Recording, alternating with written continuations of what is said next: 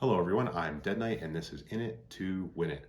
Today we're going to be talking about the United in Stormwind card pool, specifically focused on Paladin. So I'm going to be talking about what I think the best Paladin card is, the worst Paladin card is, and the thing that is the most interesting for me about the set. Don't forget to like and subscribe and leave respectful comments. But let's just jump into what's going on here with Paladin. So there are two main themes for the United in Stormwind set for Paladin. One is Divine Shield, and one is hand buff. So Divine Shield is definitely the most consistent of these because it's always going to be doing something good for you on the board. Hand buff, we've gone through hand buff before. It didn't work out. It's making a comeback now. They've improved the way the mechanic is designed so that your opponent doesn't see what cards in your hand get buffed, which is a huge help. When your opponent immediately knows how many minions are in your hand, and if they're buffed, that's a disadvantage for you. So I like the way that they've improved it, but let's see, what the cards are here. So I think the best card in the set is Alliance Bannerman. This guy is a 2/2 for 3. And when you play it, its battle cries to draw you a minion and then give all minions in your hand +1/+1. So why is this the best card in the set? So you got to ask yourself, what deck would this be bad in? So drawing in a 2/2 for 3 that draws you a minion by itself is already okay. It's understated, but being able to smooth out your deck, draw that minion, so you always get another play after this is great. Then giving everything in your hand +1/+1, that's really nice. So especially since you guarantee that you're going to have a minion because you just drew it. So you're smoothing out your hand, you're thinning out your deck, and you're buffing all the minions in your hand. So all those things combined into one card, I think is pretty excellent. And even though it's understated, there's plenty of ways to buff.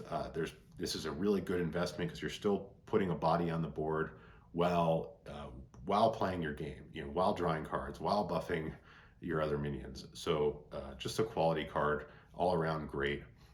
For me, it was a close pick between this and Noble's Mount, which for 2 mana gives a minion +1/+1 in Divine Shield, and then becomes a 1/1 Divine Shield when you're done. So that's a great card. It's just a monster tempo play at the beginning of the game, and then also you get that 1/1 Divine Shield, which is so 2 Divine Shields in 1 2-mana card. Great for this set's mechanic. It's a little situational because if you don't have a 1-drop that you played right away, Noble's Mount isn't perfect, but it's a superb card. Overall, I think Alliance Bannerman beats it out just because it's always good. You can always drop that guy for 3 mana and always get exactly what you want. So I picked Alliance Bannerman, even though it's pretty close. As far as the worst card for Paladin in United in Stormwind, to me, it's not close. It's Lightbringer's Hammer.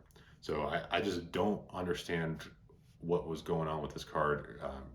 It just feels really underpowered compared to some other cards that are being printed right now. So this is a 3/2 weapon for 3 mana with lifesteal that can't attack heroes.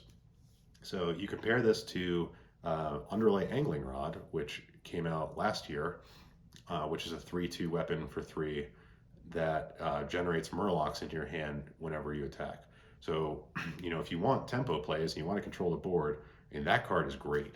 The lifesteal gives you the option of having, a slower Paladin deck, which is nice, but the fact that you can't attack heroes is a big deal. So even if you are playing a control deck and you say to yourself, well, I'm never going to attack heroes, I need to control the game, that's not the case. So you always want that option to be able to finish with the damage. 6 damage for 3 mana on a weapon, when you're talking about going to the face, that's a lot of damage. If you can't go face, it's not good. I mean, for proof, just look at the difference between Fool's Bane and Warglaves of Azzinoth. They were the exact same card, except that Warglaves could go face. Warglaves got nerfed pretty much immediately. Well, not immediately. It took like a month or two, but it got nerfed because being able to attack multiple enemies and then go face was just too powerful. So losing out on that ability to hit your opponent makes this card unusable as far as I'm concerned. I would rather have just about any other weapon that gave me the flexibility. Even if I never plan to go face, I want that flexibility. And since we're not talking about warrior, we're not really seeing any way to add durability to paladin weapons right now. So it's not like you can chain a bunch of lifesteals to this and control the board for long term. Yeah, you just get 3 damage twice with lifesteal to offset the damage you take. Don't like this card, not going to do enough for me. As far as the most interesting card, to me that's going to be Highlord Fordragon. So this guy is a 5/5 for 6 Divine Shield, and then whenever a Divine Shield gets popped on your board while this guy's in play, you get a +5/+5 to a minion. So first let's talk about the downsides, why this isn't just the best card. So you get 6 for 6 mana, it doesn't affect the board when you play it. So you need to have some sequencing, you need some Divine Shield minions already on the board, or you need to use some of these delayed Divine Shield effects, like the weapon that can give your minions Divine Shield, or the guy, that's the Imprisoned Celestial that reveals to give your minions Divine Shield. But in both those cases, you need to have minions on the board when you play this guy. So at 6 mana, to already have minions on the board, you're kind of looking at a win more situation. So that's the downside. The upside is that this guy has Divine Shield, so very likely you are going to be buffing at least 1 minion because of the guy itself. If you do get any sort of sequencing on this, where you have more than 1 Divine Shield gets popped, you can get some serious runaway board states where you have a minion that has +15/+15 coming from your hand and dealing crazy damage. So this is where some of the other cards in this set, like minions that have lifesteal and battle cry to deal their attack to other minions. So if you can get that guy +15/+15, it really doesn't matter how slow you were, you recover back the board immediately when you play that guy. So this can combo well with other cards in this set. It's just really hard to sequence.